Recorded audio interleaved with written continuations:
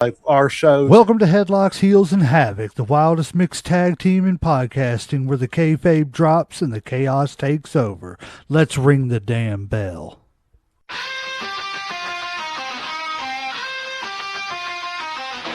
Headlocks tight, heels on the prowl, dropping elbows, hearing growl, feel the foul. No script here, just real, no bluff. Kayfabe crack, now the dirt gets rough. Headlocks, heels, havoc in the zone. Step in the ring, chaos is your home. No filters, no mask, just raw bands on. Wrestling unscripted, we on the throne. Title belts, mic checks, crowd going crazy. Drop truth bombs, leaving lines feeling hazy. Beyond the kayfabe, past the charade, where legends are born and stories get made. Headlocks popping, who's hitting the mat?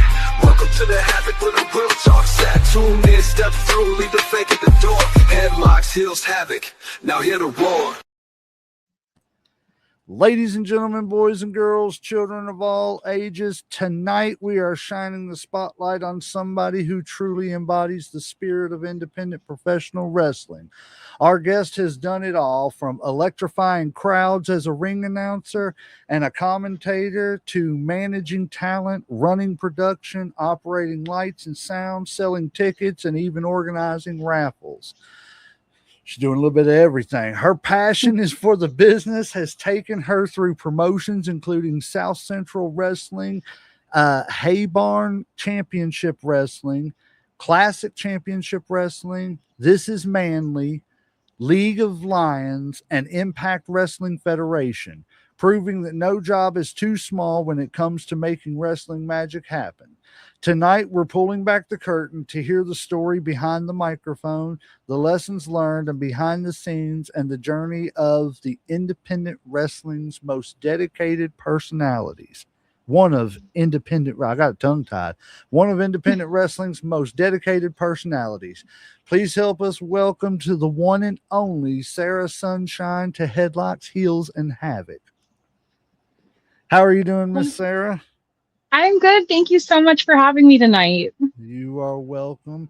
Well, everybody, as you know, it's me. It's that Legend, and with me, as always, everybody's favorite Uncle Slam. What's up, family? And we are very, very honored to have you on the show with us tonight, Miss Sunshine. It was just happenstance. I was going through Facebook, and I've just gotten to the point to where we do this podcast, and I just friend every wrestler, every wrestling personality I see, and if they accept, hey, that's great. If they don't, no disrespect. Blessing. That's it. It's just an extra blessing that you all accept, and I reach out, ask if y'all want to be on our little piddly podcast, and y'all say yes, and we appreciate every bit of it. So thank you for being here. Yeah, thank you again so much for having me. Like, I'm excited to get to do another podcast. It's been a minute. I love doing the podcast. Yeah, I just think it's fun to sit and talk some wrestling and, sit around with, good people. It's a fun industry to talk about. I get to do it with one of my best friends in the world. Yes, what more sir. could a man ask for? So, yeah, Sarah, for those meeting you for the first time, especially in our neck of the woods, because we're in Kentucky and you're from Arkansas, correct? Yes, sir. Okay, just wanted to make sure I was right. Yeah, we're branching out west more and more. What part of Arkansas? Very close to Hot Springs. It is a teeny tiny town that nobody knows, so it's easier to say Hot Springs. Okay. Yeah, we understand that because we do the same thing. Nobody knows where we live, so we just say Lexington. Yeah, it's a lot easier. People know where that's at. That's it. So, for everybody who may not know who you are, tell us who Sarah Sunshine is and how you found your way into the professional wrestling business. So, I am an announcer and commentator. I also make wrestling gear, which I think I've shipped to 19 states at this point, so that's pretty cool. That's awesome. I found my way into wrestling entirely by accident. I am not somebody who grew up watching wrestling, which feels really weird to say because of how big it is in my life now. During the pandemic, I was living in California. Everything got locked down real tight. Yes. And my boyfriend at the time, fiance now, he and we were playing a lot of online games. We were playing Minecraft one night, and he said, I'm really thinking about going to a wrestling school online because, we're out of work. Like, what else am I going to do? And I was like, yeah, I mean, you should do it. Like, let's make it happen. And so he started training. He found like everything opened back up. He found a local school. I was taking him to training 3 days a week. And then we moved out to Arkansas, which is actually where I grew up. My parents were retiring, and I just could not fathom being that far from my mom. She's literally my best friend. Nothing wrong And with that. yeah, so I found him a school out here, and I called and I was like, hey, just getting some info. And I talked to the guy who ended up being his wrestling trainer. And we came and he trained for a while. We were going to their shows that were happening every month. And then that first month, his trainer was like, hey, my light girl is gone. Do you think you can run it for one show? I was like, yeah, okay, I can probably do that. I was like, I don't have any experience, but I like a challenge. That's it. And a couple months later, he had his first wrestling match, which we found out on a Monday that his first match was going to be on a Saturday. And I was like full time as a manager at Lowe's at this point. So I was working like 50 or 60 hours a week. We're not going to talk about how useless the rest of the management team was, because that's a different problem. Knowing good and well, one of them is probably going to watch this. That's all right. Hey, sometimes You don't it's work there not no more. You don't have you. to worry about that. It's not you she's talking about. Don't you even? It was Billy. Hey, Eddie, Billy. I still have the text of them saying they should fire you. So, like, let's go. That's it. I'll come in and throw shade. No, I'm just kidding. But I had 2 days off that week, and he's like, oh my gosh, I can't order any wrestling gear. Like, what am I going to do? And I had like almost no sewing experience. And I was like, well, I guess I'm going to learn how to do this. First pair I made did not fit. The second pair I made fit. They were not well constructed. Like, I'll be the first one to say that. But it started my, like, I'm going to get good at doing this.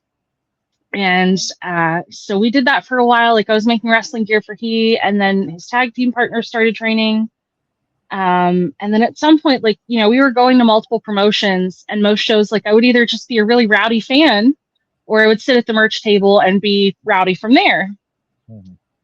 Well, we showed up at one of those shows, and the promoter came and found us in the parking lot, like, as we were getting the bags out of the car, and he said, hey, you're loud and mean, and I don't have an announcer tonight. Do you want to do it? I said, no, absolutely not. Like, I don't want to be in front of people. That sounds terrifying. And he goes, no, come on, you're going to be great at it. And one of the wrestlers that, was pretty consistently on that show was like, hey, sit down with me. Let's make sure you're comfortable, that you know everybody's names. And then, like, you got this. And that was my intro to being an announcer. I had the worst thing that could happen. I went to get in the ring and caught my foot on the ropes. And had we not had a really competent referee that night, I absolutely would have face planted my first time getting in the ring. So I'm still so thankful that he just, like, caught me and swooped me and put me back on my feet. And he goes, I saved your life, and, like, saved me from being embarrassed. Your wrestling life. Oh my gosh. So, speaking of JD, our friend that we were telling you about, he commented, he said, hey, yo, guys, Mayhem Media in the house. Hello, Sarah Sunshine. What's up, JD? Hello. What's up, JD? We love you, buddy. Yeah, so sounds like a lot of it came out of basically like necessity. Yep. You know what I'm saying? Your lighting, yes. your seamstress, your announcing career. It's like, well, somebody's got to do it. I got to step up. So, and you just. I was going to say, I got news for you. If it was me and I was starting out, Mick Foley would have been the inspiration for my wrestling gear, because I'd have had a pair of sneakers, some sweatpants, and an old ripped up button down, because I just had to been like, okay, this is what I got for now. Let's roll with it. But no, that's awesome, because like he was saying, it was necessity that you had to do it. So, what made you, that was actually leading into my next question. Was it that necessity that is what made it want to be part of, uh, that made you realize I want to be part of this since you didn't grow up as a fan? So I really think that I have to give some of the credit to my partner. Like, he was wrestling and I was so excited for him to be following his dreams, still following his dreams. And I had a lot of trouble at the first probably 6 months of shows that we went to. The violence, both, like the aspect of it was very new to me. And I had some panic attacks. Like, it was definitely a hill to get over. But I just really wanted to be there supporting him. And then somewhere in that, I realized that I loved it. That's awesome. So was it the fact that you didn't know that it was, and I don't think I'm giving away any big secrets anymore, but that it was simulated violence, not, did you know wrestling was predetermined and things like that? So I did know that wrestling was predetermined. I don't think I was prepared for how real some of it is. Right. Like, there were times when Adam was training that he would come home, and I remember one of the worst injuries that he got when he was training. His entire knee to the top of his thigh was so bruised because something went wrong. And I think that I had a really hard time grappling with that. Like, it was very new to me. And there's still times that I'm like, oh my gosh, like in 2024, so I need to renew it. I went and got my first aid CPR certification. There have been several shows where I've had to break that out. Like, there was one show that we were at and somebody's manager had a heart attack. Oh God. And that was a lot. Like, we were so lucky because one of the wrestlers on the show, his shoot job was being, I think, a paramedic. It might have been a fireman, but either way, he had, that training of how to respond to that.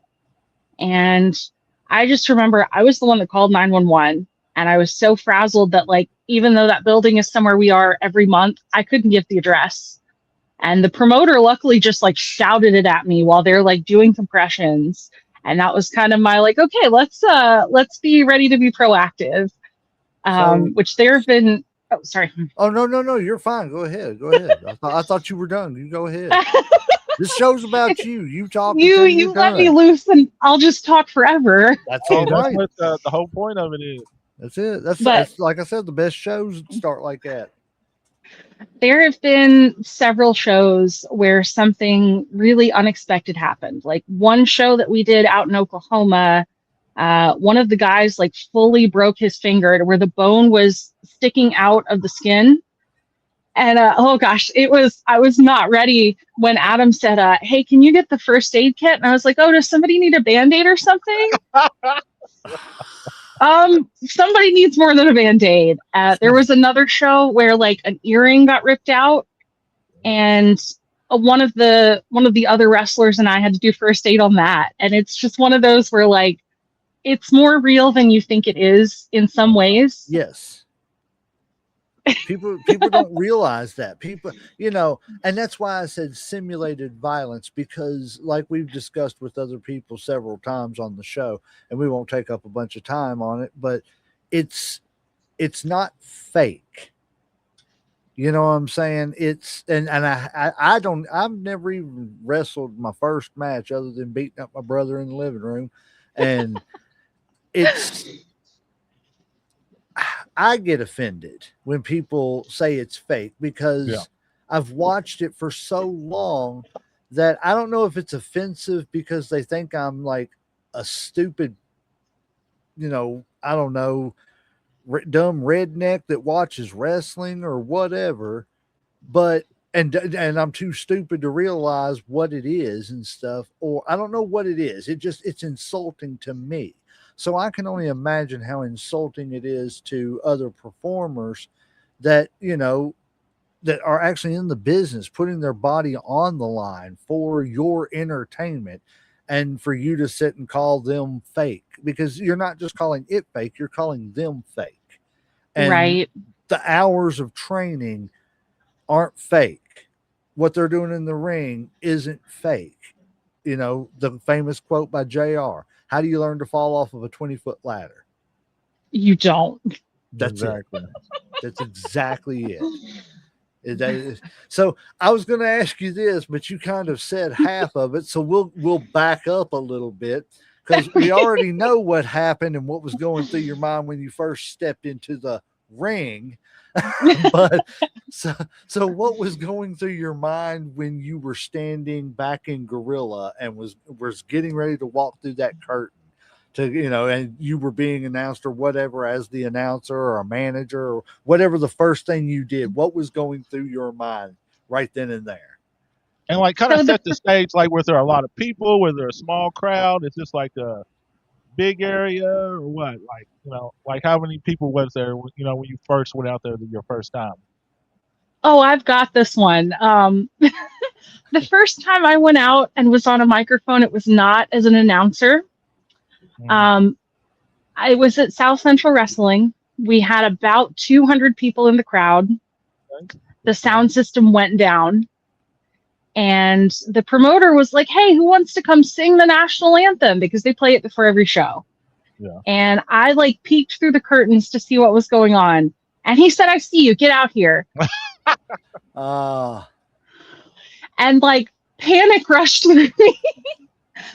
Before wrestling, I was not comfortable in front of a crowd. At this Oh, point, like my hair was hot pink. I had on like a Lego t-shirt and like yoga pants and like not what I would have picked. Had never set foot in a wrestling ring ever. so it sounds Which, like who's singing the national anthem tonight was going on in her mind to start. oh my gosh. And it was, I still like, I walk out there and he's like, "Hey, you got to get in the wrestling ring," which if you've never moved around a wrestling ring, the floor kind of does this shit.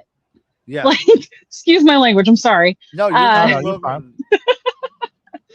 Um, and so I get in and I've got the microphone and I start singing. It was not a good rendition, not even a little bit. I messed the words up, but one of the wrestlers' girlfriends was in the audience and she could tell that I was like 3 seconds from just like dissolving into the floor. And so she stands up and she starts singing with me. And then the entire crowd is on their feet singing with me. And I managed to get through it. I got out of the ring and I went to go backstage. And that was my first time where the wrestlers were like, "Hey, you did a great job. Like, you're doing a cool thing." And it was probably my most terrifying moment that I've had in wrestling so far. Oh, That is awesome though, because yeah. it's cool that the fans got behind you. But I again, really like, oh, go ahead. I'm so thankful for Charity because I think had she not gotten up to be brave in the audience, like, I don't know that I would have had the audience with me. And But, you that's, know, I was going to say, that's very easy to do in wrestling, because a slight little thing like that can make or break and lose you, as a performer. You know what I'm saying? To the audience, it makes you either believable or not believable. If they don't believe that you know what you're doing with your craft, then you're not, what I'm saying? It's not going to translate and they're going to pull away. And that's where a lot of people don't understand is you got to put that effort into everything. You know what I'm saying? oh, for sure. It's all encompassing of every aspect of whatever your character is at the time. Whatever you're doing at the time, that's one thing that I don't think a lot of people understand about wrestling is it's so taxing mentally, because you're on the road thinking about, okay, well, my gimmick looks good, but is it getting over with the look and what I'm trying to portray? Right. It's, yeah. I totally get it. It's crazy. I don't envy that. I like being able to just sit back behind this microphone and talk a little bit and, act stupid and say some stupid stuff and hopefully make people laugh for a little minute. That's it. I don't need all that stuff. I hope you get paid well for all these different jobs that you have: a singer, seamstress, an announcer, commentator. Like, you must have a great check. Let's talk about So, what you can't do. That would be Yeah, easier. like, is there anything you don't do besides wrestle? I've been told that I'm a little too chaotic to be a referee. I'm pretty sure if you work at it, you can I do it. agree with that. But no, there's really not much that I have not done at a show. Like, I have been at, tell me where I need to stand and I can usually fill in if you need me to. Like, I've run the sound, I've run the lights. I was the production manager at SCW for 2 years. And I kind of created that position. Like, he had a couple trainees doing several roles, and we're not calling any trainees out. Nobody. Billy. We're not calling anybody out this time. I kind of got to where I was just like, well, you're supposed to be directing traffic, but like, you're not doing that. And so as I ran the lights, I would be like, hey, I need these wrestlers ready to go. Like, you are going out first, you are going out second. I need the official in the ring. Like, before I was the announcer, I need the announcer standing ready. There were several times where somebody had to get on a ladder during the show, which is always terrifying. Because my partner will tell you that I just like don't wear sensible shoes like ever. Is that the one where you fell? That was not the one where I fell. I'm so mad about that. I'm sorry. I seen that video and I'm not making fun of you, but I was just like, I didn't see it at first. I didn't see what happened. And then like I had to watch it again and I kept my eyes on you. And then like it was like you were there, you disappeared. That is like the most viral thing that I have ever posted ever. My Instagram views on that are like 354,000. 354,000 views of me falling. It's like you couldn't watch the thing of me doing something good. You got to watch me falling flat on my behind. My second most viral view ever, and it was not the same show, but the same company. I got in the ring, and the ref and I were communicating, but because I had like the flirty skirt and, just like the whole demeanor in the ring is a little bit flirty. Like, it's a little bit just like, look at how cute I am. Right. And he like stepped closer and it looked like he was like checking me out. Totally took that out of context. And that has like almost 11,000 views. And he goes, you're going to get me in trouble with my wife. I was like, hey man, I'm sorry. Like, the skirt that I made was so cute. I just wanted to show it off. I just wanted to wear it. I didn't mean anything. I promise. So you've worked for promotions like, let's see, it was South Central Wrestling. Let's see, I'll read these off here. Haybarn Championship Wrestling. Now I have to ask, where did that name come from? So Haybarn, from what I have been told, that company has 3 owners, and one of them, his last name is Hayes, and his original business partner had the last name Barnes, and so they mashed them together. Okay, I thought maybe it was because their matches and shows first started in a hay barn. I mean, I've heard a lot of people do that, so yes. Well, who was it? Ric Flair. He tells the infamous story of where he was training with. It was a kind of a big class that he trained with, but up with Vern Gagne, I believe it was. And I could be wrong. Check my facts if I'm not, people, and if not, go in and tell us in the comments and stuff and everything, so we'll know. And also hit the like and subscribe button on not only our stuff, but go to her stuff too and do it too. But yeah, he was telling the story about how they were training, and he literally showed up at Gagne's place or whoever it was that trained him, and it was in a wrestling ring in a barn, and he would put shows on there on the weekends and stuff and everything. So yeah, I was like, oh, that's where I thought it came from. But anyways, let me get back to my question. Classic Championship Wrestling was League of Lions, Impact Wrestling Federation. So the question is, how has each promotion helped shape just your career? So I feel like I've taken very different things from each promotion that I've worked at. There have definitely been shows where I had to think on my feet, like the whole time. I early shows as an announcer at Hay Barn, more than once, like there were card changes in the back that they did not tell me before I was in the ring. So there was one show where they sent out a match that was not on the card. So nothing I had written down was who the two men were that were going to fight. Oh, wow. And I was standing there and I was so confused because, like I did know the music. It was people who had wrestled there before, but not like they were not booked on that show. And I remember the music hitting and me being so confused and being like, oh, is the sound person like they hit the wrong button? This wrestler comes out. And I was like, oh no. I look at my card that I'm holding and I was like, I don't have this information. And so they get in the ring and I did most of the introductions from memory, which they weren't perfect by any means. Like somebody, I was missing their height, and the other guy, I think I missed the town he was from. But luckily they were people that I knew. So like that's one thing that I've definitely learned. South Central Wrestling, which, was the first promotion I worked at. He likes to do a lot of, oops, I not knocked my drink over. He likes to do a very like structured show. So you are not going to have changes like that on the fly, but you might have sound or light issues that have to be dealt with on the fly because, somebody trips over a cord or, something like that. Right.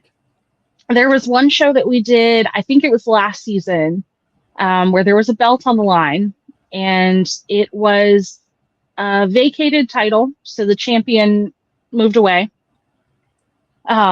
which I hope that she's so happy where she is now, but he sends the wrestlers out. And at this show, I stand and I wait to get in the ring until the wrestlers are in the ring.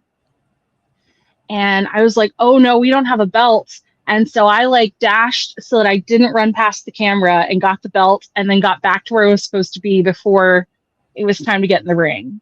Because usually, like if you have a belt, like your champion's going to come out with it, but it's kind of a weird circumstance. This is Manly. So we did a show with them out in Fort Worth, Texas, I think. And the sound system went down. So like I've gotten to have this problem in like 3 different ways and gotten to respond to it separately each time. And the music portion went down. So like my mic still worked, but they didn't have music for entrances. And I didn't know they were in the back trying to fix this. Like I'm just standing in the ring waiting for wrestlers. And I was like, oh, send us the wrestlers, or like, let's get the action started, or like whatever I said. And I wait like a full minute, nothing happens. And so I say it again. I'm like, hey, like, let's send the wrestlers out. Still nothing. And I was like, okay. And in my head, I'm like, well, something is going on. And so I was like, hey guys, do you want to hear a joke? I told 3 of the worst dad jokes that I know on a microphone. Which the best heckling that I've ever gotten was at that show. And it was this like tiny, probably like 7 or 8-year-old boy. And I got 3 jokes in. And I paused because like the crowd was clapping. The kid goes, we don't want any more of your jokes. We want wrestling. And if I could make that my ringtone, I would legitimately do that. That's awesome, because I love when kids get involved in it. And that's the thing that, we've discussed with plenty of people too, is that, and me and Uncle Slam, to be honest, we are only about a year into our journey with independent wrestling, to be 100% honest. I mean, we started out as a wrestling podcast, and, Right. and a lot of our knowledge was about professional wrestling, WCW, not as much the newer stuff and everything, but, classic wrestling and stuff. For 40 years, we've watched it. And I can honestly and truthfully say that in the course of the year, we've probably covered more independent wrestling than we have professional wrestling. And I'm not mad about it, Yeah. because independent wrestling is just awesome. I mean, and I didn't mean to cut you off, Uncle Sam. Go ahead, say what you wanted to say about that. No. I mean, you're totally right. Like I said, I mean, we've definitely done a lot more indies than we had pro wrestling, and it's just because everybody, like, it's just more friendly. They're a lot open. People are more willing to talk to. They're more, it really does feel like a family sometimes. Like, because like Brock's, for example, man, we've had him on 2 or 3 times. He's always welcome to come on. We've had other wrestlers on before, and it's just like having family. You know what I'm saying? We talk. JD, Yeah. Andrew, other podcasters, too. Yeah, he's right. It's we've had so many relationships started. Uncle Professor Bear, there I go, trying to call him Uncle Bear again too. No, But Professor Bear, we have gained a lot of just friends, friends that we respect, especially in this business, and it's amazing. So yeah, we're fair. We are just now breaking into the independent scene and everything. So just to give you some background on us too. So we're not exactly versed in it, and we love it though. We love learning about you all, because it's the indies that are, you all are what's keeping the business alive. Because I'm going to be honest with you, what WWE's putting out, what AEW's putting out, what TNA's putting out, what all these major, I want to say federations, but major organizations are putting out is not what people want to see. What you guys are doing and the storytelling that you guys are doing is classic wrestling that people want to see. And I respect the heck out of you all, and especially you, because Lord God, you're doing everything in the business. Next thing you know, we're going to look up and then we're going to be like, look, the new GM on Raw is Sarah Sunshine. Yeah, there you Listen, go. don't joke about that. Don't joke about that. No, I, Adam and Kyle. So like, Adam is my partner. Kyle is his tag team partner. They like to joke that I can really just fill any role. Like, you just have to say the right word to me. And unfortunately, I have ADHD. And so that's part of, Adam the other day said something, it would be really cool if we could have an animated graphic in the Powerpuff style, which, like, we try not to use AI for like our designs or our t-shirts or any of that. And one of the trainees was like, oh, why don't you just use ChatGPT? And I was like, no, I don't want to do that. Like, I would rather pay somebody. I may or may not have paid for an animation program like that day and have been teaching myself how to animate. Lord God, we're going to have to start hiring you and JD out to do our stuff for us too. Exactly. Because I mean, I'm going to be honest with you. Everything we do is AI. But the reason it is because I have about a speck, like the white tip of my fingernail amount of talent when it comes to art. I can draw a circle good, and I'm pretty good at lines. But other than that, so honestly, like, I really think that practice is where that helps. Like, I have made several graphics for shows, or Adam and Kyle actually put on a toy drive for Christmas in, I think, 2025. I think. And he went and got a bunch of toys, and he did a bunch of the angel trees, which I helped with. like it was a lot of fiddling around and watching tutorials to be able to do the graphic like how he wanted it. But there are programs, like Canva is very easy for stuff like that. Like I've made quite a few things in there, wrestling and otherwise. Like there is a wrestler that we're friends with, and he just turned 10. Cannot believe this baby is 10. But I made like babysitting coupons. And I was like, hey, I will take the child. We will do something fun. You just have to give this coupon back to me. And he and his wife had like a great date night when we did that. That's awesome. And so it's one of those where I really like, it takes a little bit of patience, but between wrestling and D&D, like I've gotten better at drawing than I used to be. I've gotten better at giving instructions to AI than what I used to be at the beginning, but that's about it. I guess that's something. Right. I mean, That's it's a different goal. type of skill. Right. I've learned to type better, I guess you could say. So Instead of one finger, two fingers. yeah, but I'm hitting it up a lot quicker now. I know where the things are now. Shift has become more popular and stuff now in the typing. I haven't figured out the bold, caps lock and all that stuff. Once it stays on, it's on for until it gets turned off. But Small steps, like, man. We'll get you there. Some messages are like I'm screaming at people, everything I'm saying, but it's okay. We're getting there. Let's see. Oh, that's what I was going to ask you. Okay, so you've managed as well. Yes. And what I wanted to ask was, and I'm going to ask you another question that's kind of an A and B on this because you've done so much. So as far as like with managers, Okay. what do you think makes a great manager? And from your perspective, just your perspective, it doesn't matter what anybody else thinks. It's what you enjoy from a manager. But on top of that, and like I said, this ain't the B question because again, you've done so much, guys. Check her out. She's doing everything. She's going to get noticed if she keeps it up. But so the B side of that question is, who would be your favorite male and female manager of all time, any company? So what do you think makes a great manager, and who would be your favorite male and female manager of all time? Okay.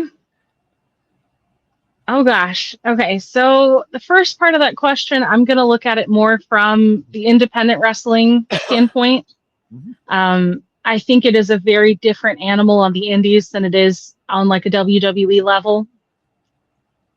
That being said, I am really hoping that the person that I'm about to talk shit about is not going to listen to this. Oh, I can't stand when you have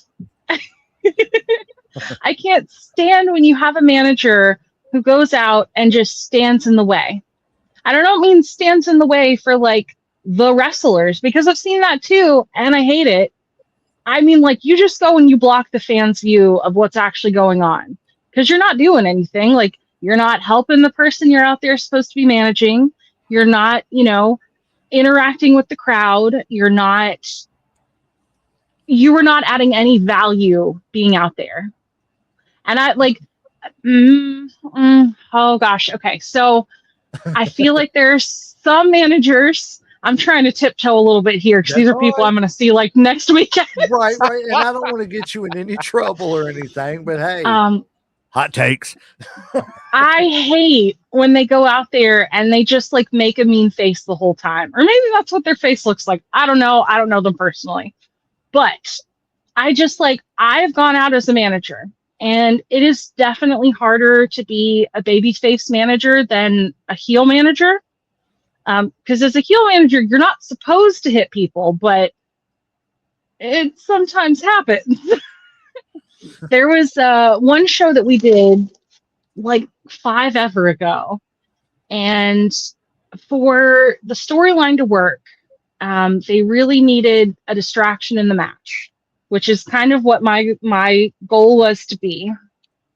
So I went out, I was hyping the crowd up and, just like getting them cheering, encouraging all of that. And I made myself like a really cute matching outfit for Adam because he was who I was managing. And so I matched my top to his bottoms. Like I made them out of the same fabric. And then I think I wore like a black skirt and probably sneakers. It's been a minute. Maybe boots. I don't know. But at one point, like he and the other guy had been cheating the whole match. So I got up on the apron and I was shouting at him. And the ref like came over to reprimand me. And in that moment, his opponent grabbed Adam and knocked me, like threw him where I was standing, which knocked me off the apron. And I took a floor bump, which if you're wondering, I don't recommend floor bumps.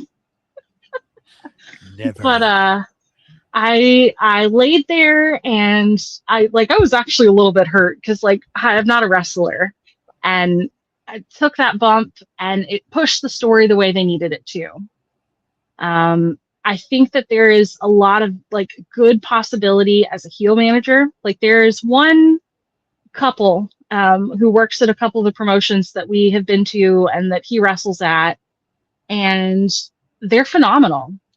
Like it's their whole gimmick is that they're like crazy. And so they come out, their gear is like covered in blood and they have like crazy bruise makeup, and she does a really good job. Like they'll get the ref distracted and she'll choke the opponent on the ropes. So there was one where she like straight up like threw a strike, punched the opponent, and just like all of their shenanigans work so well together. There was one where she distracted the ref and the heel, like her other half, grabbed the face's foot and gave himself a low blow. And the ref turned right as like the low blow connected, and he's like, "You're disqualified." And the audience was like, "What the hell just happened?" It was so good. Like it was so good. And I like, she is a manager who works really well. Like she's a wrestler herself, and I think that she has a better understanding of like, what you can do. I love watching them work. They really are genuinely so good. You asked about my favorite managers of all time. Jim Cornette would probably be one of them for me. Okay. Good choice. Love Jim Cornette. Hey, he's about what, an hour north of us, Uncle Slam? Yeah, Tennessee. No, he's in Louisville. He lives in Louisville. Oh, is he Louisville? Yeah. I thought he was Sorry, in Tennessee. to cut you off though, Sunshine. No, you're good. You're so good. I'm glad that y'all knew. Geography is not my strong suit. Any show that we go to, I'm a passenger princess. I sit over there and sip my energy drink and just like play on my phone until I feel like I need to interject in the conversation and be chaos. I've been to Arkansas one time, but that's because I got lost in Memphis and went over into Arkansas and had to turn around, come right back over into Memphis. So I've been to Arkansas. I didn't do nothing in Arkansas. But no, go. So you said Jim Cornette and who else? Oh gosh. Female manager.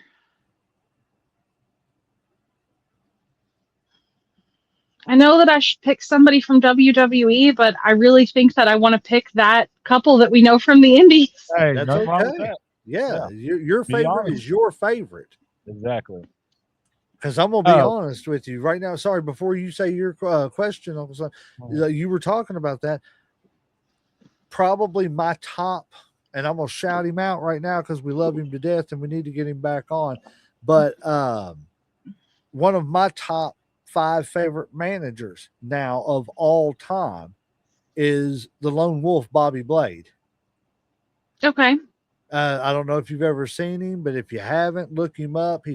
He'll let you know he's a 5-time Hall of Famer. But like we had him on the show. Sorry, I'm saying I'm not trying to drag this out. I know you got a question. We had him on the show and I introduced him. It was a terrible introduction. I didn't introduce this man good at all. So what's he do? He commenced to cut a promo right there on me on air live. And I'm over here fanboying, like, keep going. Keep calling me the biggest piece of crap that don't know how to do this and that and everything else. You want to join the show? Come on. I'm over here thinking everything. You know, like, I love him to death. But yeah, I love that stuff. Sorry. Go ahead, Uncle Slam. Oh no, you're fine. Out of all your jobs that you do, which is your favorite and which is your least favorite? I love announcing. I really Okay. do. Like I have a lot of fun with that most shows. I'm not gonna say every show because there are shows where like the crowd is just not. We actually did a show maybe 3 weeks ago up in Bearden, Arkansas, and it was a huge crowd. It was like 600 people. You could tell they were not wrestling fans because like there are points in the show like usually when I do my introductions, I do my normal like, please don't try this at home. These are trained professionals. I don't want to see any of y'all on the news. And they all just looked at me concerned. Like, what's Like, getting ready okay. to happen? Oh God. What we bring our kids to? I mean, honestly, and there's another point where I say, the louder you are, the harder they're going to hit.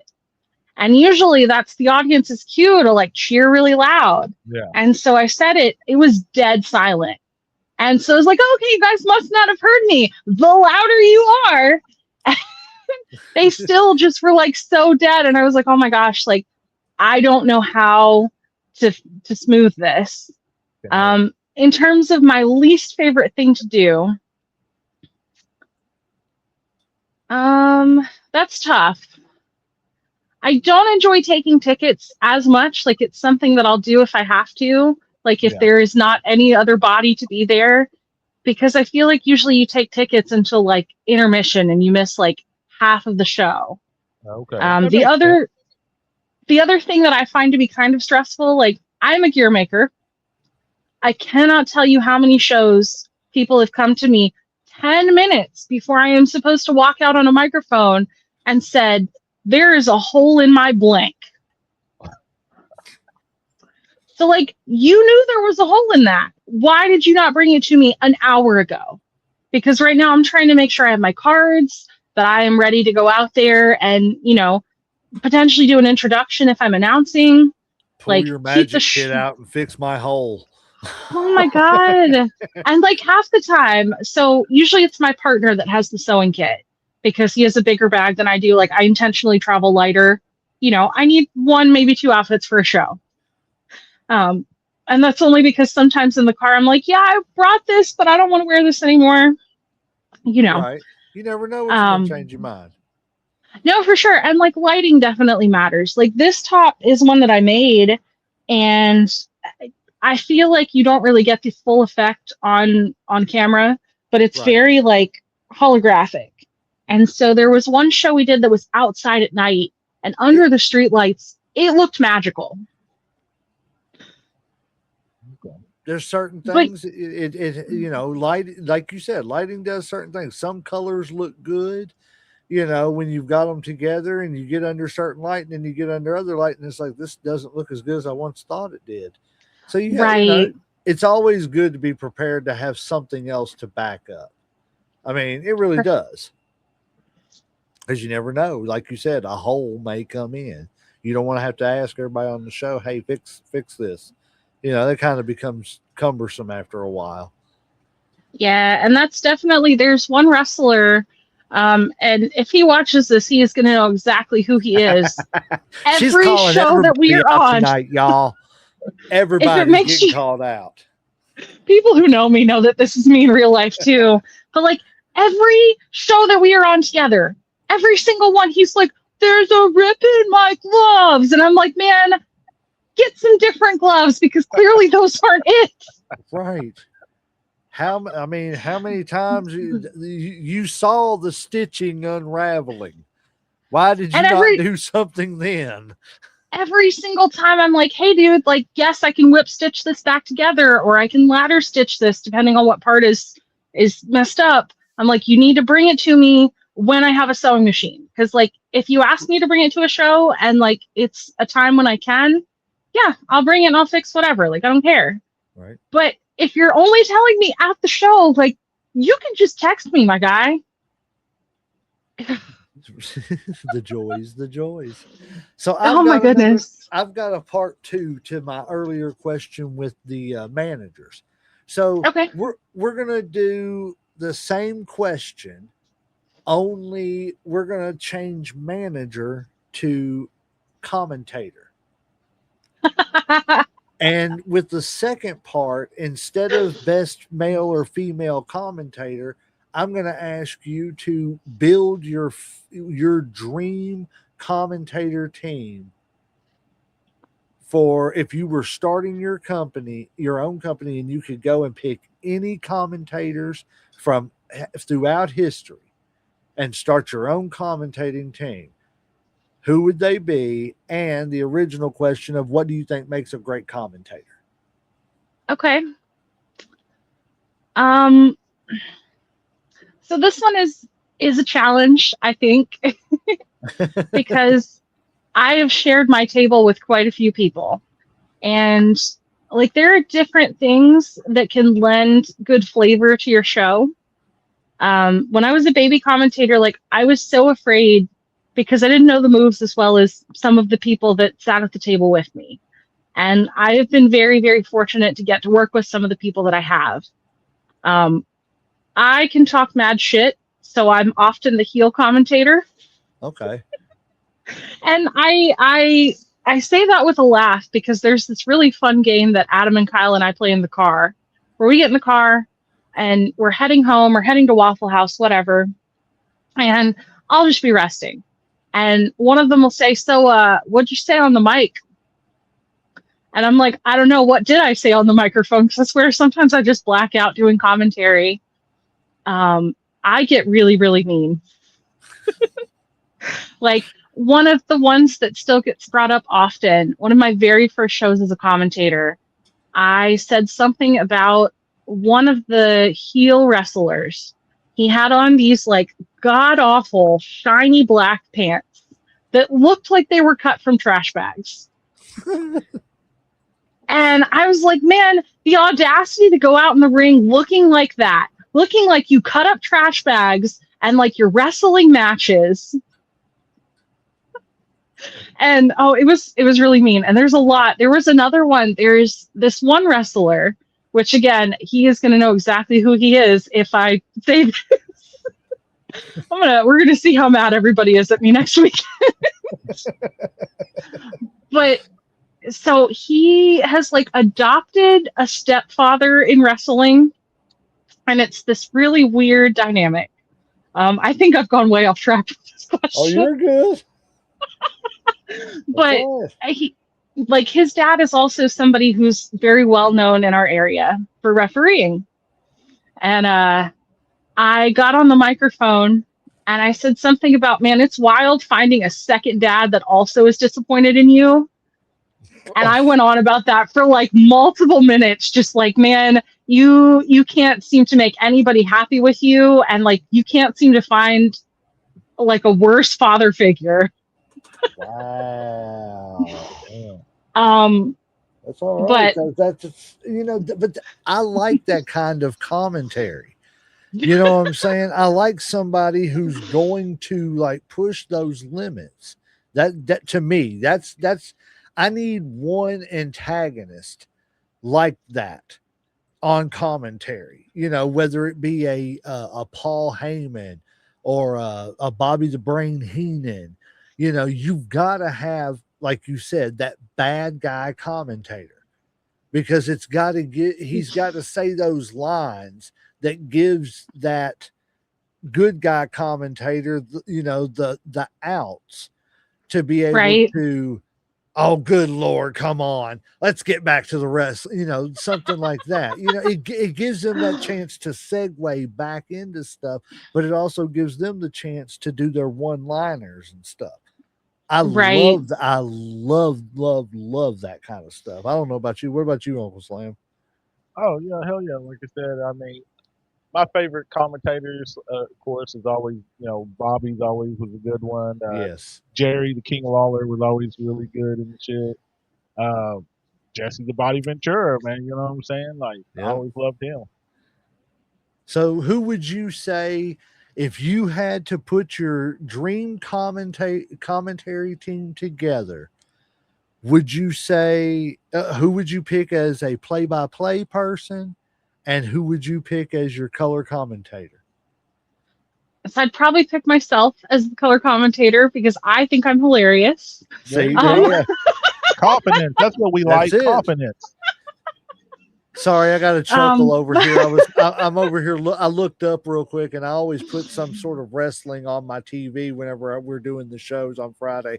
And I looked up and seen the dudes with attitudes, which was Johnny Ace and Shane Douglas. You know, the two surfer guys or skateboarder guys that carried their skateboards to the ring instead of riding them to the ring because they couldn't ride skateboards. Sorry, I just think it's funny every time I see that. Anyways, go ahead. Didn't mean to interrupt you. no, all good. Um, no, I enjoy the commentary. I do. For a play-by-play commentator, um, and that's tough. There are so many good ones. So Like, there's your question. Who would you love to work with? oh, see, the problem is like I enjoy the color commentary more than I enjoy the like play-by-play, Right.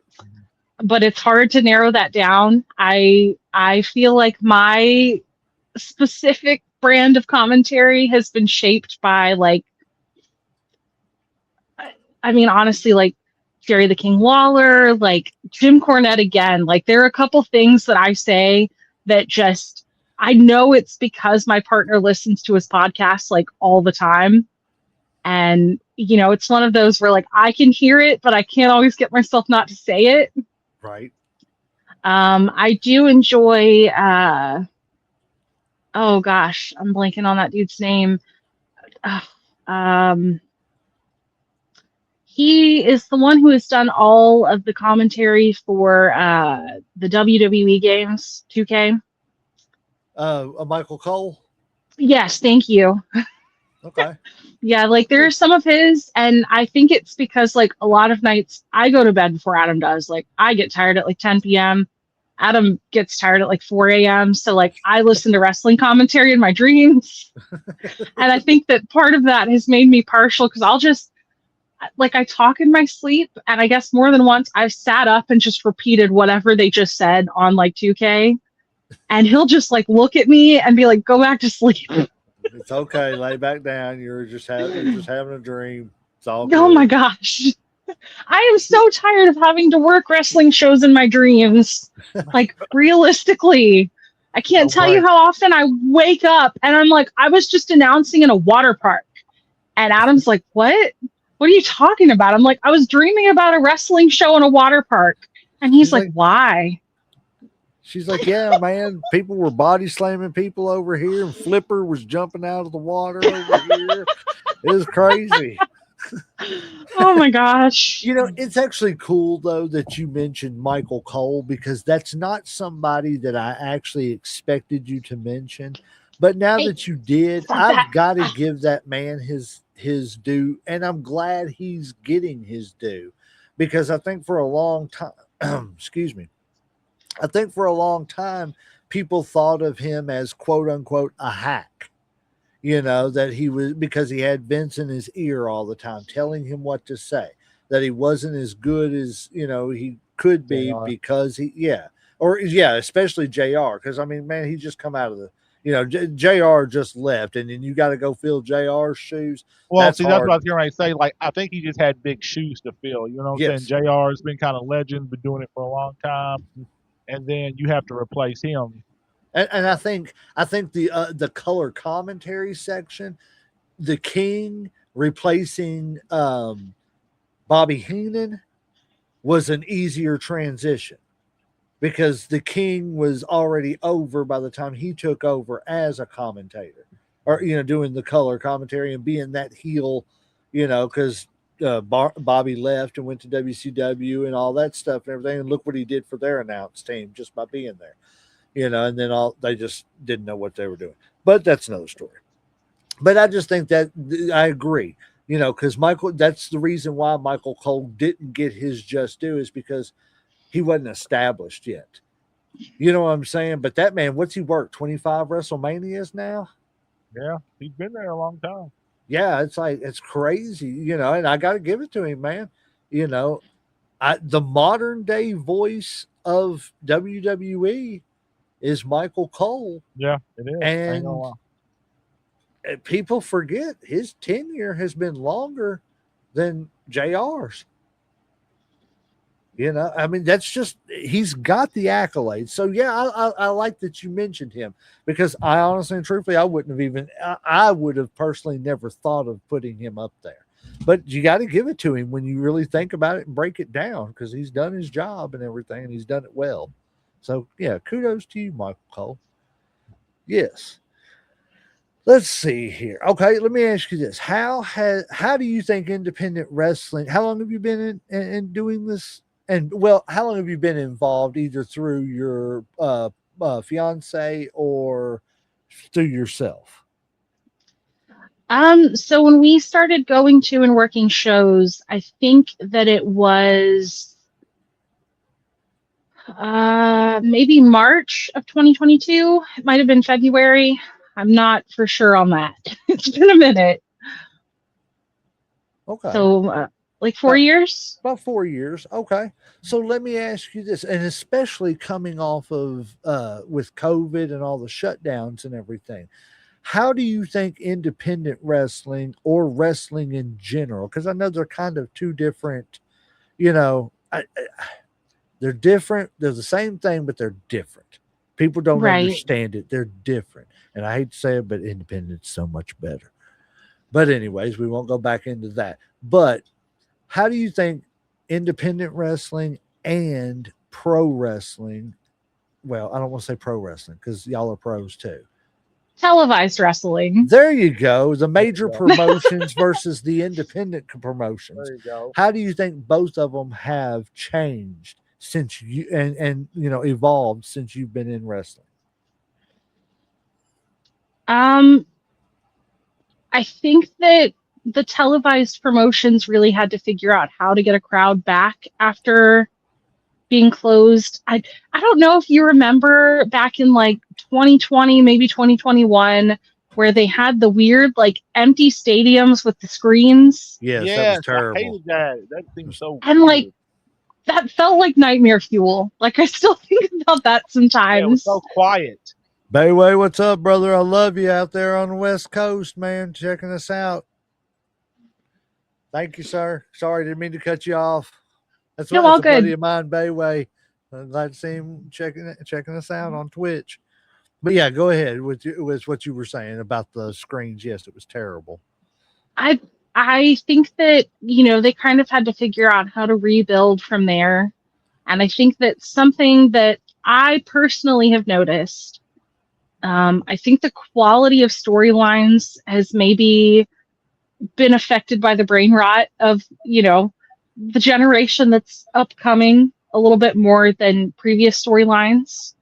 Whereas with independent wrestling, I feel like the struggle is more like there are people who live in a town. Like I'll use South Central Wrestling as an example. They're in their 8th year that they've been running shows. I think I believe it's their 8th year. Don't quote me on that. It might be their 9th. But, there are people who still don't know that we're out there and that we're doing really good stuff. And, something that Antonio, like he owns the promotion, something that he has done very well, I think. He's very involved with the school that's in that area. And so, like, the teachers union often come and they have literally the best posters they hold up. I'm always trying to take pictures with my phone because I love it so much. But at the same time, like, he's definitely had events where he's printed flyers and said, hey, I need you guys to go to this Comic-Con or to this community festival or whatever, and I need you to hand out flyers. And so some of it is just like, because you're not on TV, you have to get your product in front of those people who might not see it. And I feel like that's one of the things with independent wrestling that has been more of like a, you know, maybe you don't know what's going on in your town. Is there a Yeah. big indie scene in Arkansas or whatever? Like, do you think there is? I mean, like, is it as far as the indie scene in Arkansas? Is it really competitive, or is there a lot of promotions? There are definitely a lot of promotions. Like I know that there are two in Fort Smith. There's IWF, there's Classic. Um, there used to be one up in Mulberry, which I don't think they've run shows in a minute. There's South Central Wrestling, there's Haybarn Championship Wrestling, there is, uh, oh gosh, there's Natural State Wrestling, there is, um, oh gosh, the Lucha Project, I think is the name of that company, which I believe they run out of like Little Rock. There's another one in Little Rock that's TAC, which a good friend of ours runs that show. So like there are a lot of shows in Arkansas, and those are just the ones that I know of. And And I'm plus, sure you I'm all. leaving. Oh, sorry. Go ahead. Yeah, Go ahead. I didn't mean to cut you off. no, you're good. You're so good. I was just going to say, and plus, you had said too that you went into Texas some. Yes, and there are a lot of promotions in Texas. Like I know I can think of five offhand, which I don't want to just sit here and name Oh promotions, no, you're but fine. we definitely have like somebody who we've worked with at several shows and several companies runs League of Lions out there, which is one that I've had the Okay. pleasure of being a part of a few times. This is Manly. That's somebody else that we've worked with across several shows and states. I like that So name. This is Manly. This is it's Manly Wrestling. so like I love the guy who owns it, or at least he's involved. I don't know if he's the only owner, like that's, but they had us, and their main guy, like his whole gimmick is that he's a strong man. And so his entire like social media presence, it's him like lifting stupid amounts of weight and just doing stuff that like very much gives circus vibes, and like I love it so much. I had the pleasure of making a set of gear for him maybe last year, maybe the year before. It all kind of blurs together, but I have another set in process for him that we did a sketch, and like I book up pretty quick. I don't think there are that many gear makers in wrestling, so like lucky me, Right. legitimately. But I have a set that I'm really excited that is in progress for him, and I can't wait to see the finished product. That's awesome. Like you sound like you're getting around, in the business and everything as far as like getting booked up a lot and everything, which is great because I mean, well, it's and honestly and truthfully, it sounds like I love to hear that independent wrestling is doing great in other places because I don't like just being in our little bubble here in Kentucky. You know what I'm saying? Because we know. Oh, did she freeze up? Did I? No, no, no. We just do it quiet. Okay. Okay, I'm sorry. Yeah, well, you're Well, froze maybe up she on did. my Yeah, screen. You're yeah, yeah, Oh you're froze no. up on my screen. No, yeah. no, She no, did it's no big freeze deal. up, Just but I can we still hear her fine. Yeah, we can still hear you fine. So don't worry about it. Just do your thing until it comes back on. You can just answer. But I love to see that independent wrestling is thriving everywhere, like I said, outside of our bubble. Because I would love, like my buddy Bayway, who thank you, sir. Love you too, bro. Um, I would love to get him to look up a bunch of independent wrestling around because he lives around the Sacramento Bay Area in California. So I would love to see, what is going on up there and stuff and everything too. So I love hearing about the fact that, you all are going in Arkansas and, Texas and stuff. It's cool, like I said, to see that independent wrestling is not a small bubble thing. Like we live in our bubble. We know our big, federations and companies around our state and in the outlying areas and stuff and everything. But it's awesome to start expanding out towards you all in Arkansas and getting your all stories, it's just awesome. I love having people on here, and especially expanding out. So I have a couple more questions for you, and then I know Uncle Slam, he always has a question or two he likes to ask every guest. So I will ask these and then get out of his way and let him do what he does best. So one of my last two questions would be, and plus I don't want to keep you. It's 9:13 on a Friday night. I'm sure out of You got everything some you job to do, do. yeah, you got something you got on the some iron on the fire you got to get to. I'm sure. But Honestly, when we get off, I'm probably going to make dinner, and then I've got to prep for my D&D campaign on Monday. see, and that's what I'm saying. We don't want to keep you all night. We would love to sit and talk to you all night, and you have an open invitation to come back anytime you want to, and tell Oh, your thank you so much. yes, always. We've had a good time, talking to you Yeah. and everything. It's been And very tell your husband informative. to come, or your boy, I mean fiance, to come too. Yes, and tell the guy that wears the Shawn Michaels inspired gear, he's welcome anytime already. But no, I'm going to bully Kyle on Monday. I really am. Like, he missed our last D&D session, and just like with independent wrestling, like there's a lot of prep. He told me Monday at noon. Our session was scheduled at 7. I was like, dude, you've known since Friday and you didn't tell me until now. Like, I'm going to fight you. This is why the kendo stick is not. I have a kendo stick with my name on it, and this is why some shows Adam does not let me bring it, because That's I've awesome. hit more than one person with it. she said, I will not hesitate to knock you out.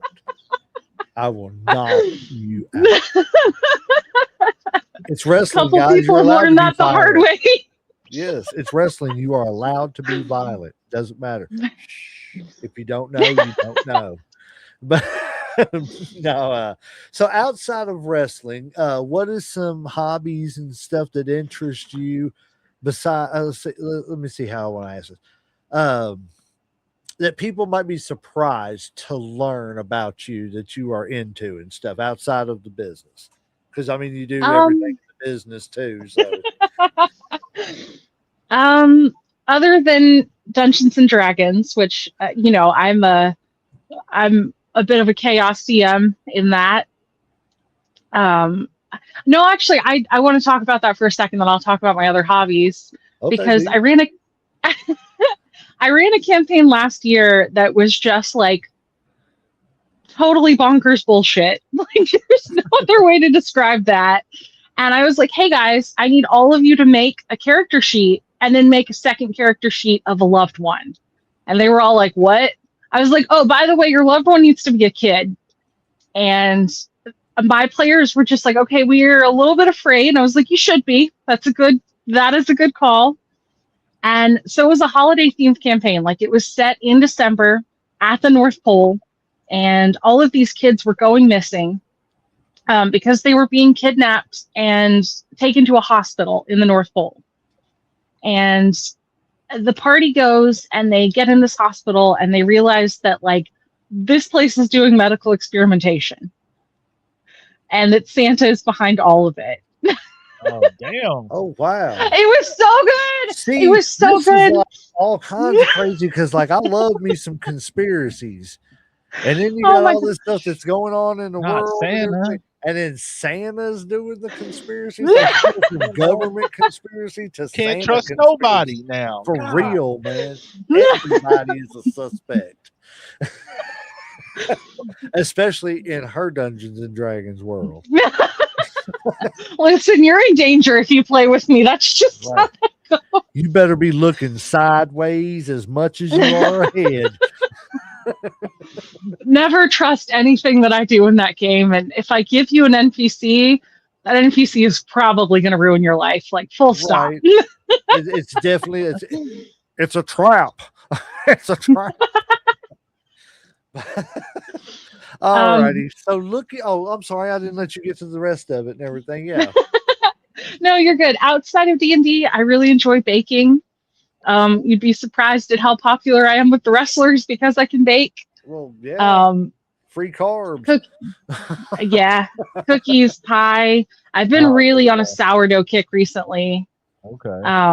Oh, And I God. just, See, you are after my heart now. I love me some fresh baked sourdough bread, man. I love oh, making it's me a so good good. sourdough sandwich. Sourdough grilled cheese is where it's at for me. Oh, Oh yeah. with like about 5 different kinds of cheese, man. Some garlic butter for the. Yes. There you go. We're gonna talk about cooking too on here, guys. Our You next never know show. what you're gonna get on Headlocks.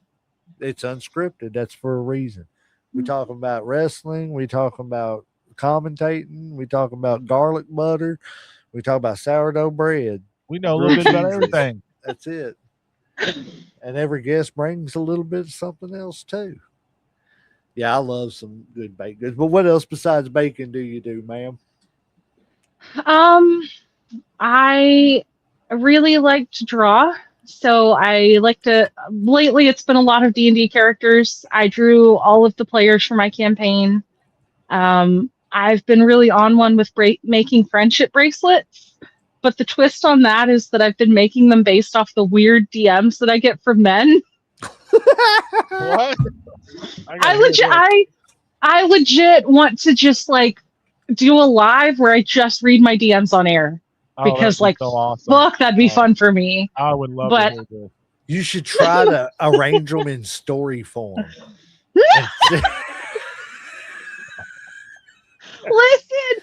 listen, no, I have. So we have been playing. We have been playing D&D at like a game shop in my hometown. It's called Steadfast. If you're local to the area, check them out. They're amazing. But I got there first. I was setting up for my game, and this dude that I went to high school with, like we locked eyes, and it took me a second because like I am not good with faces. I'm even worse with names.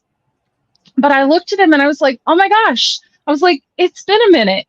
And he goes, yeah, I think it's been about 15 years. And I said, no, don't say that. It makes me feel old. Like we went to high school together. And that was the end of the interaction in the store. But I went home and I got a DM that said, hey, sorry I didn't talk much. I didn't want to interrupt your game or like something like that. And how are you? Was the end of the message. And I was like, oh, I'm good. You're fine. Like, you know, the chaos of the game night, whatever. And I was like, how are you? And he said, oh, I'm great. It's so nice to see that you're just as beautiful as you were in high school. And I left him on red because I didn't know what to say to that. And so then, you know, Facebook does the thing where like, if you don't answer a message within like so much time, it'll be like, hey, so-and-so messaged you. Yeah. And I like, want to reply to him? I like clicked on it because it didn't tell me what the message was. And I went, it said, Facebook user is unavailable. So that dude blocked me. Oh my God. Um, Why and is like, Facebook suggesting me to follow and talk to my stalker? Make sure you reply. I just thought that was so funny. And so like one of the bracelets that I made on my last live, it says Great Bobs.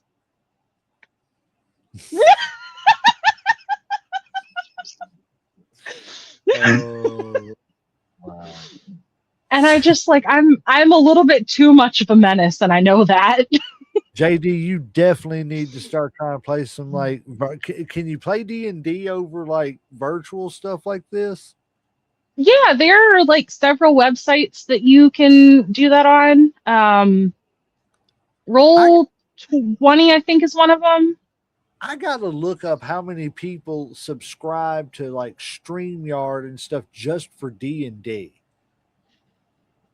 Maybe I'm missing something. I'm getting old, so maybe I need something like D&D to occupy some of my time. I don't know. like, I'm gonna go getting solve the into- Santa kidnapping children case here. I need a D&D that's like Sherlock Holmes type stuff and everything, like detectives type stuff. That would be awesome. So like there are definitely campaigns like that. Like I like to do things the hardest way that I possibly can. So rather than work off a module, which is what some people do, and there is no shame in that, my problem is modules limit me a little bit too much. And so the entire campaign, like I drew the world map, I'm drawing the town maps, I have created the villains from scratch. If it's a monster that does not exist, like I make my own stat blocks rather than just be like, oh, I want a skeleton. I'm like, no, I want a skeleton that can do this. On a And skeleton that's on fire, and yeah, that's crazy. my fiance gives me like a bunch of shit. He's like, you do things the hardest way, but he has been playing my campaign. He's like, hey, so can our next one be Fallout? And I was like, why don't you run a Fallout campaign? That would be kind of cool, though. I love me some Fallout. It's a great game. Like I've played some of 4 and New Vegas and 76, but I kind of missed out on the ones that were before that. New Vegas is where I started. I love New Vegas. Yeah, definitely love New Vegas. Yeah, I obviously am missing something because I need some Sherlock Holmes D&D and stuff. That would be cool. I just need to learn how to play it. I'll run my own campaign. There you go. Yes, sir. Josh, you're going to have to come join it and everything. We'll be super sleuths. We'll be the Havoc super sleuths. I love it. Definitely keep me posted if you do that because I want to hear about it. She's like, I want to hear about it. You'll be one of the people we contact to join because I don't know what I'm doing. I'm gonna start AI and all of the information I can about it next week. Next week I'm gonna come on the thing. Be sure to tune in to the Super Sleuths. So full stop. I know this is a podcast. I'm gonna plug my favorite D&D podcast. It's called the Adventure Zone, and it's 3 brothers and their dad all playing D&D together. The first season has a slow start, like for sure, but it is so worth the listen. And it's a really good way to like dip your toes without fully diving in. Okay. Yeah, most definitely. Yeah, you can plug anything you want to. But we'll give you an opportunity at the end too to plug any and everything you got going on. It's going to be a lot, guys. So we're going to give her about 5 minutes. No, I'm just joking. Oh gosh. See if I can remember all of my social media. So myself, this is my last question for you, and I appreciate you coming on here and everything. Looking ahead, what goals do you still have left? Do you feel like you have left to accomplish in the wrestling business? I definitely want to visit more states. We have officially been in 3. The boys, I think, have hit 1 more than I have. I got to do part of a training exercise up at now I'm going to draw a blank. One of the training schools in Kentucky. Okay. And I know that I should know that name off the top of my head, but my brain is just like, nah, girl. Kentucky? It was in Louisville. OVW? Yes. Oh, okay. That's awesome, man. OVW is the biggest independent place in Kentucky. I didn't say the best because we're very particular to EWA and AMW. We love both of them. And also, Sarah, if you haven't checked those out, definitely check out Elite Wrestling Alliance. Plug. Love y'all. I follow them on Facebook. That's awesome. Love Adrian and them. They're great people.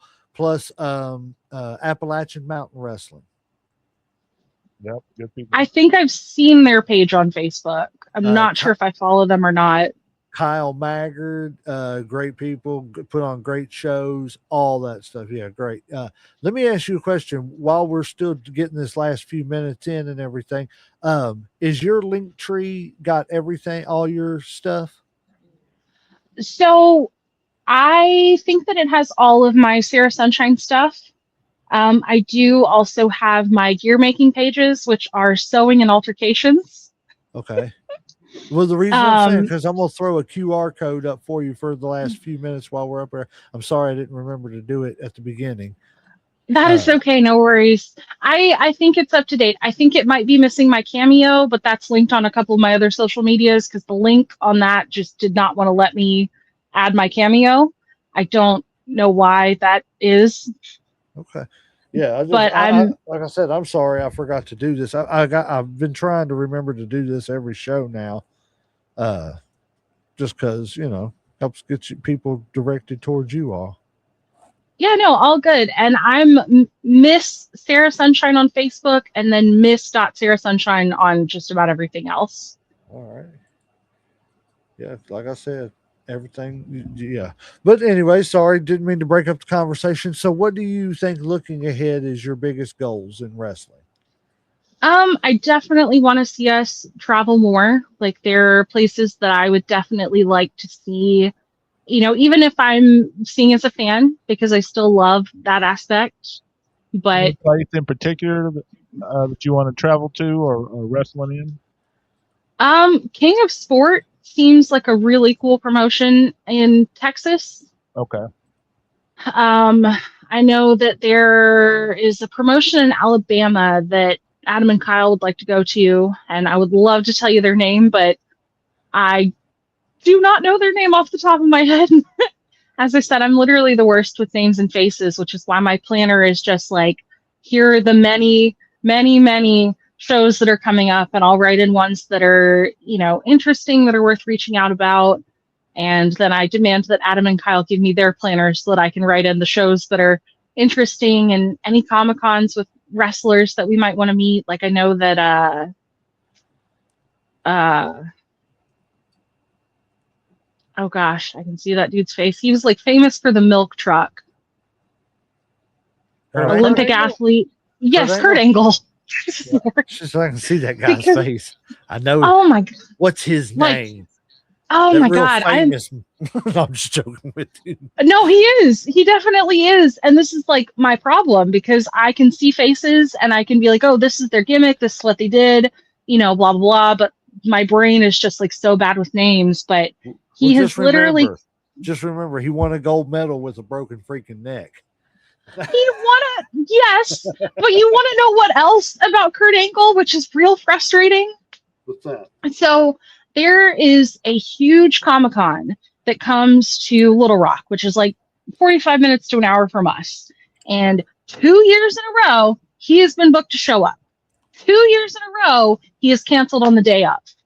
And that's very frustrating for people who want to get to have that connection, to meet those wrestlers. Like that's how we got to meet McFoley, which was great. Like McFoley is such a cool guy. I enjoyed hearing about, his entire journey, like through wrestling, which I will say, like, I kind of wish they did a, hey, we're in the business and we're not in the business Q&A.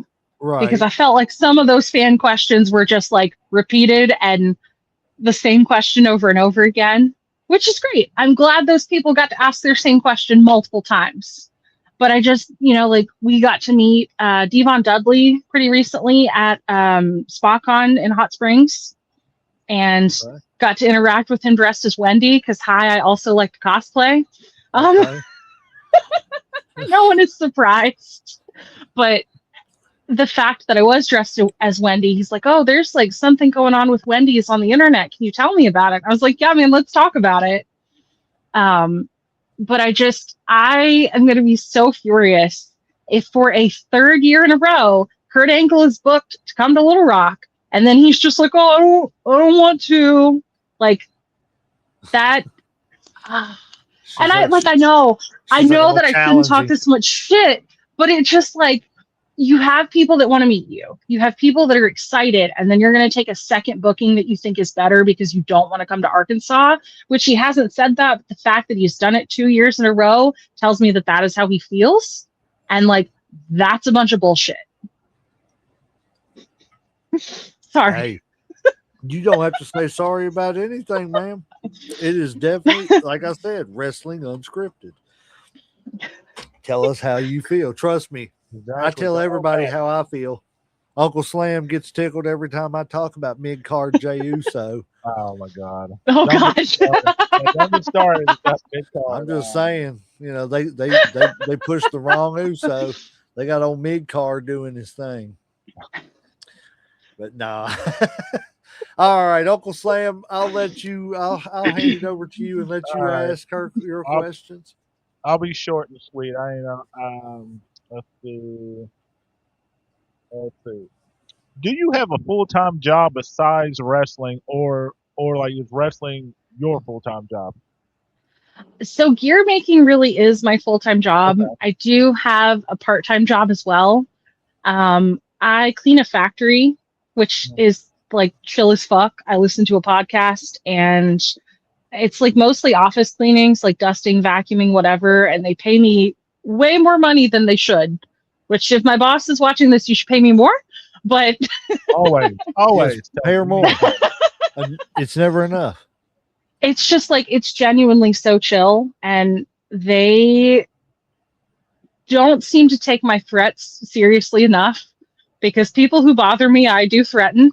There was one guy who was like, "Oh, I'm going to crumple up this cracker on the floor and you're going to have to clean it up." And I leaned in, I put my hands on the desk and I said, "Hey, man, you can either clean that cracker up right now or I can beat you with this mop until you're so bloody and then you're going to clean it up anyway." And he like looked at me and I could tell he couldn't tell if I was serious or not, which I was.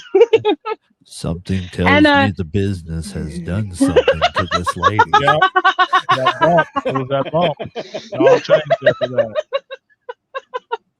But he said, "Can I borrow your broom?"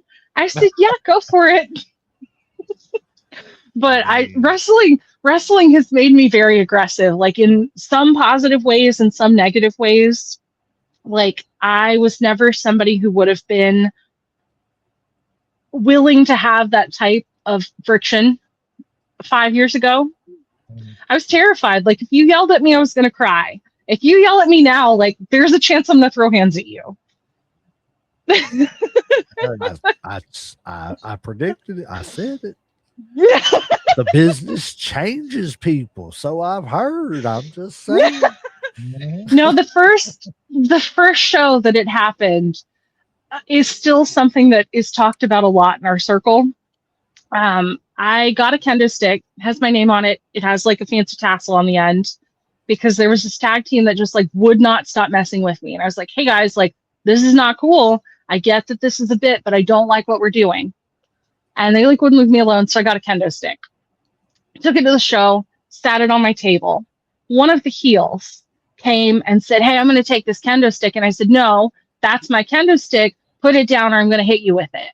And he went to grab it from me and I yanked it out of his hands and smacked the shit out of this dude.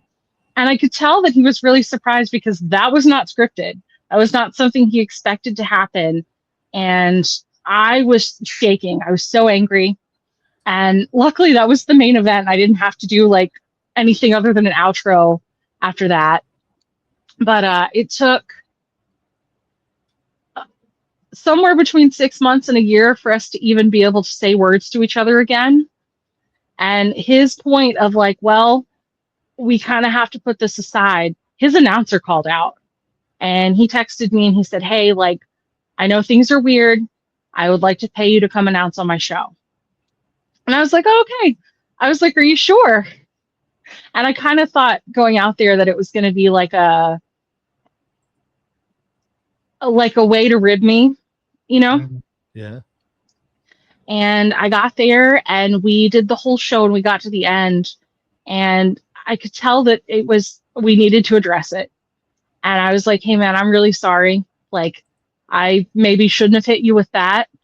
And he goes, "No, I was real mad at you for a long time, but I realized that it is wrestling and I had to let it go. And now we're cool." Like he tries to break my character in the ring and sometimes succeeds because he is a really good heel, but he is a really funny heel. Like his Hey, promos are. Note Sorry. to everybody: don't try to touch this woman's stick. He's Just not leave the it first alone. he is the first person who learned the lesson, but not the only one. Because I Ooh. cannot tell you how many wrestling trainees have come and said, "Hey, will you hit me with that? I want to see how it feels." And Adam is always like, "Are you sure?" I know. And Look, I'm not asking anybody to hit me with a stick unless they have to. Like if it just like bleeding, if it makes sense, we'll do it. But it don't make sense. Hit me with that stick every 5 seconds. I don't need that in my life. And if I got to do that to make money, I probably ain't gonna make no money. I'm just being honest. And that's how you keep your. Oh, go ahead. Go ahead. No, go ahead. I was going to make a terrible joke. No. You say what you got to say. I was going to say, and that's how you keep your weird sex thing out of wrestling. This is God. This is very true. Don't do it. Just leave it alone. We make way too many jokes about that. Like anytime it's something that like borders a little bit on like, oh, this could be a sexual joke, like that in our little circle is like what we say. And it's a problem. It sounds like you have a nice close knit group. Uncle Slam, you got anything else? Okay, yeah, let's see. I got just two more questions. The first one is, have you and your fiance thought about maybe traveling outside the states, maybe Mexico, maybe Japan or anything like that? I know that he would probably like to do that. I don't love to fly because I get motion sick, but for an opportunity like that, like, yeah, I would probably be willing. Okay. And probably the last question is going to be, what's something that you've learned and would tell your younger self that you've learned now? You know, like if you could go back in time and something that you've learned, you know, from these last 3 or 4 years, what's your biggest lesson that you would tell your younger self? I would probably tell younger me not to take herself so seriously. I would probably try and tell her that there is going to come a point where we enjoy what we're doing and to give wrestling more of a chance. Okay. I probably would tell her that, you know, when something is thrown at you and it seems scary, it's probably an opportunity. I like that. I like that a lot. What would you tell younger people? Would you tell them the same thing in the business? I definitely would. If I were talking to younger wrestlers, and I even sometimes with a group of trainees, I try to be the voice of reason. There are going to be points where wrestling feels like it is larger than life, and it should. It should feel that way. Don't get so wrapped up in the details. Like our friend Kyle, who is currently holding a title at one of the promotions we wrestle for, I remember his first training. I remember him taking a flip bump before he did anything else, which, like, God bless him. But he got in my car and he's like, man, I think I want my wrestling gimmick to be a jester and I want to have bells and like, what's your favorite wrestling title ever? Just blah, blah.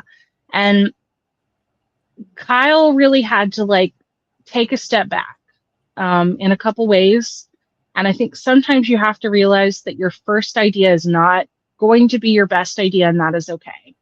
Like, it is okay to say, like, I'm learning and growing every opportunity I get. I think you really have to believe in yourself to be able to make an impact in wrestling. Like, there are definitely going to be times where you are handed an opportunity that seems great and it is a poison rotten apple, but you learn from it.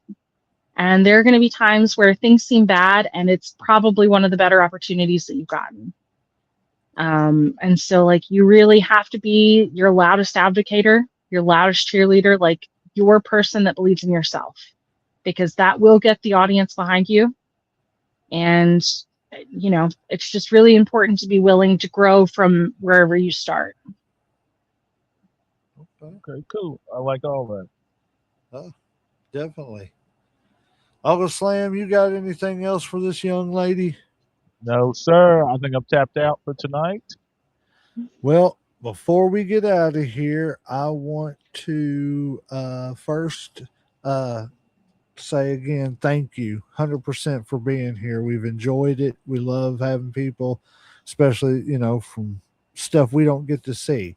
Because now we've got, you know, and not only that, not only us, but people here in Kentucky, they've got some more independent wrestling they can go check out. You know what I'm saying? That's the beauty of independent wrestling. It's like having 50 WWEs. You know what I'm saying? Like there's always the little bit that's going on that's the same because it's wrestling. But it's like, Right. what's this promotion doing today? What's that promotion doing now? It's just awesome. So that's why I like seeing other places outside of our, like I said, our bubble and everything. It's just wonderful. It's like having so many options. There's no reason to ever be bored in wrestling. With as many independent promotions there is, there's just no reason for it.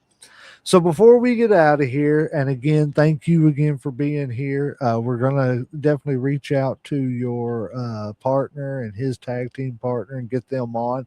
Like I said, we're working on a show that we really need to get going and everything, get our butts in gear. But we're working on a show where we want to make it kind of like a game show between tag teams, and we really want to stick to tag teams and everything, but we'll figure all the ins and outs out.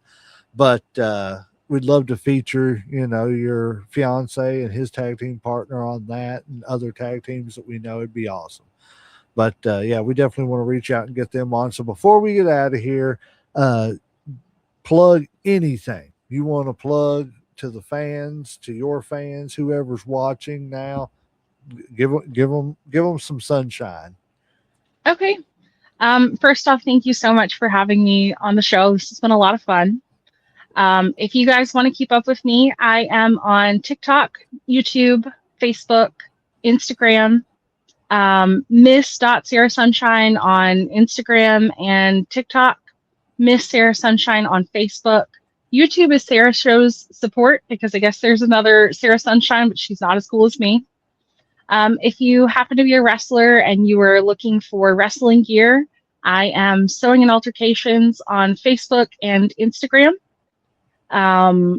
If you want to check out any of the promotions that I love so much, South Central Wrestling on YouTube, SCW Arkansas on YouTube, South Central Wrestling on Facebook, Haybarn Championship Wrestling on Facebook, Instagram, and YouTube. This is Manly is on Facebook and Instagram. I think they might have a YouTube, but don't quote me on that.